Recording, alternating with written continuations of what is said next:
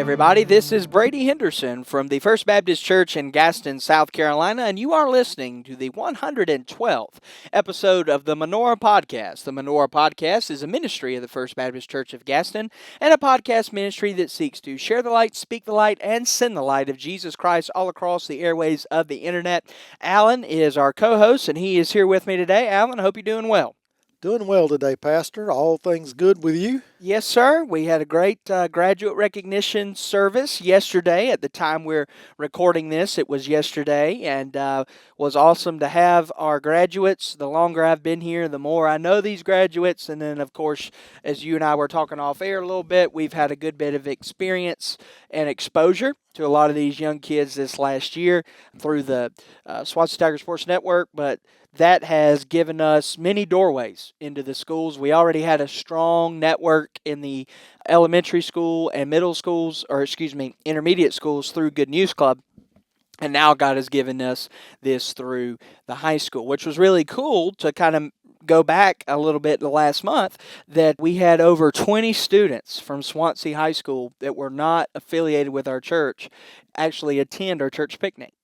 And so that was really cool. Some of them baseball players, some of them girlfriends of baseball players, things like that. But it's still awesome to have that coming into our church. Well, I think it's obvious that we've made an impact at some level in their lives. Mm-hmm. And so you don't ever know what, the Bible tells us that some plant, some water, and some harvest. So we can only be faithful for what we're supposed to do.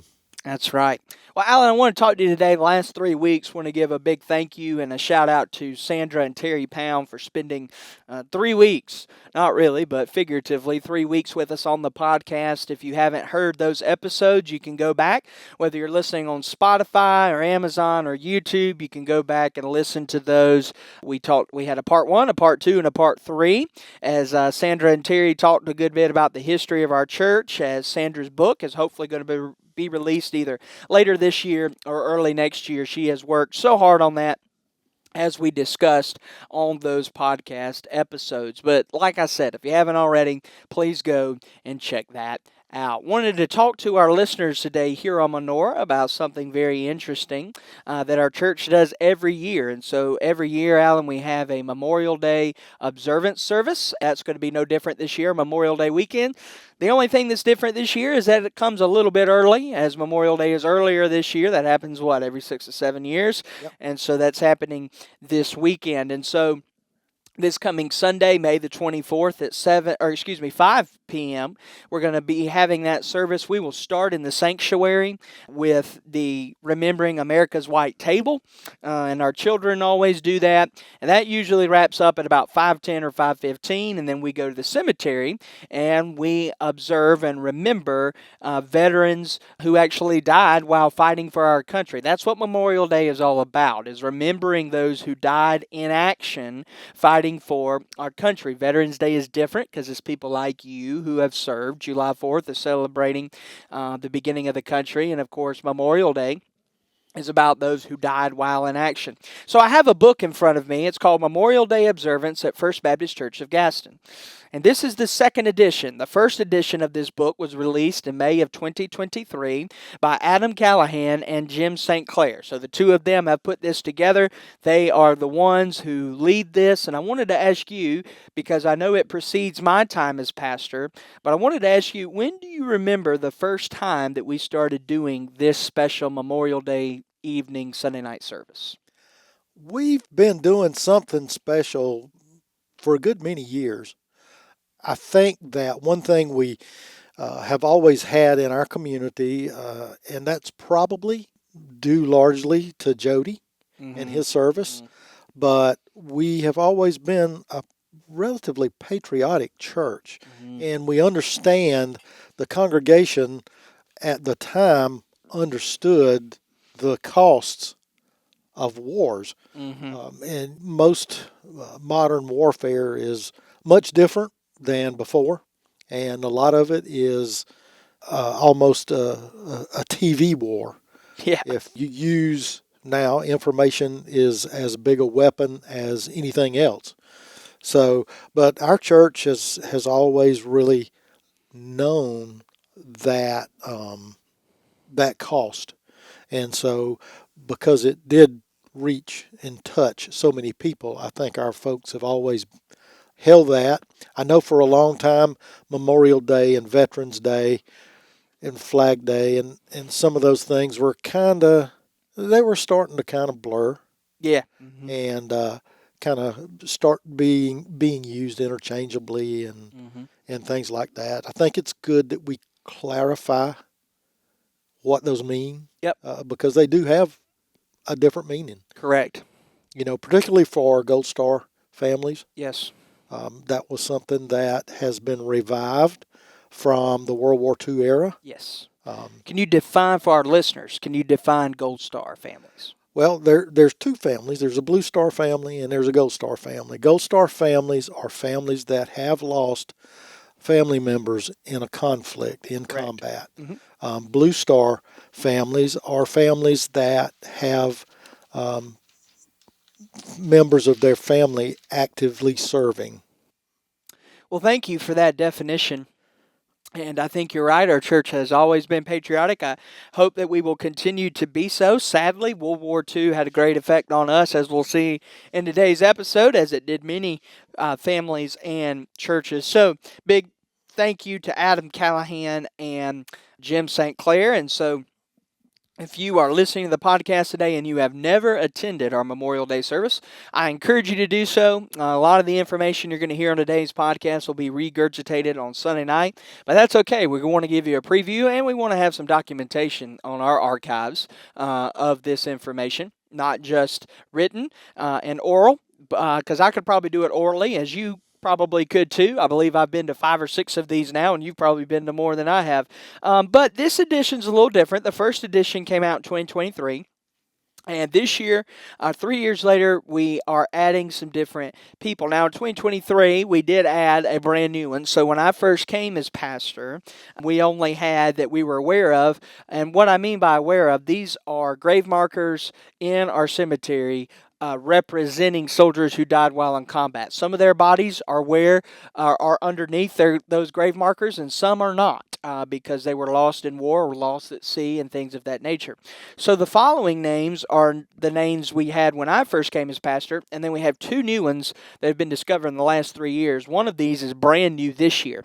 So Curtis Pound, Edward Harsey, Grady Seitler, Henry Thomas Pound, and Noah Sharp all died within an 11-month period, 10-month period during World War II. And so one of those, Curtis Pound, was on D-Day, and the rest followed after that. And so those are known as FBCG's 5 during World War II. Within a 10-month span, our church lost 5 boys fighting. And I say boys because they were literally boys. And then, of course, you already mentioned Jody Pound. He died in Vietnam. Think for historical purposes, it would be appropriate to note that Vietnam was a very much different war than that of their fathers and grandfathers, and so it just had a totally different connotation. And I won't go too in depth on that, but it wasn't as their service as Vietnam veterans was not as appreciated as it should be. And for Vietnam vets who are still living, some of whom we still have, they definitely deserve a handshake and a hug and a thank you, as all veterans do. But many of those Vietnam guys didn't get that while they came home and saw some terrible, terrible things in the Vietnam jungles. But Jody Pound, February the 8th of 1969, he died while in combat. Now, 2 new ones that have come in the last several years. This one was added in 2023, and that is Henry Lee Griffin. Died on October the 1st in 1918 in Europe, and he was a World War I veteran, casualty, World War I casualty, died while in combat. And then our newest one that has been released this year is Wesley J. Sturkey, who died on July the 20th and is buried out in the churchyard of 1863. He died while fighting for the Confederacy during the Civil War. And so that is our only that we know of. But when you have a cemetery of over 1,300 graves, more than likely probably closer to 1,500. Some of them aren't marked, we believe. You're going to find some of these through the years. World War II casualties are a little easier to find due to the research that's been done about World War II, due to the fact that it's only 80 years removed, some of those things. Super excited that we were able to find, not excited that they passed away, but excited we were able to find their markers to be able to identify them. So I'm just going to kind of briefly go over these to kind of give folks an idea of what's going to be looked at and discussed, but I'm super excited. Wesley J. Sturkey, he was in Company H of the 20th Regiment of the South Carolina Infantry. And so he was actually a non-combat medical casualty, which were very common for the Civil War, similar to World War I, but the Civil War had a lot of medical deaths. So Wesley J. Sturkey, born in Lexington County in South Carolina in 1836. If you go out in the cemetery, his siblings and family members are all out there. I don't know. You'll have to correct me. You could be loosely related to this person. I don't know. I know your mother was a Sturkey. You would probably know that better than me. But Wesley Sturkey served in the South Carolina Infantry, 20th Regiment, Company H. His brothers, Private Calvin Richard Sturkey and Private Daniel Artemis Sturkey. I have seen their pictures and done a little bit of work on them. So I believe he had 8 or 9 siblings. I believe that's right. It was a large Sturkey family, if I'm not correct. And so Wesley served at Fort Wagner on Morris Island at the time of his illness. The battle that he took place in July of 1863 is actually the conflict that is depicted in the 1989 film Glory. So if you've seen that, this is that same battle that we're talking about. The 20th Infantry Regiment was organized in Orangeburg during the winter of 1861-1862, which would make sense. And many of the men that were a part of that infantry were from Orangeburg and Calhoun counties and southern Lexington County.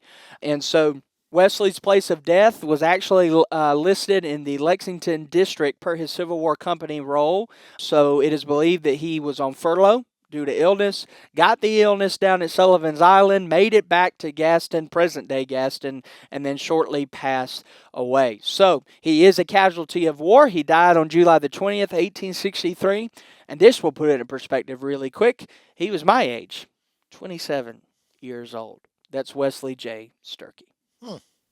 So do you know, and as soon as we get off of here, I'm going to do the research, but do you know if you're related to him?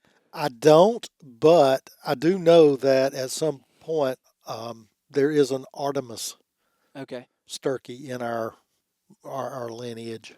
Gotcha. Well, maybe we can update in next week's episode if we found out. That would make sense because that was the large quote unquote Sturkey family that I think, and I could be totally wrong. And if you have information you're listening, please let me know. But I think that's where a lot of the modern day Sturkeys came from, was that family of 8 or 9 siblings.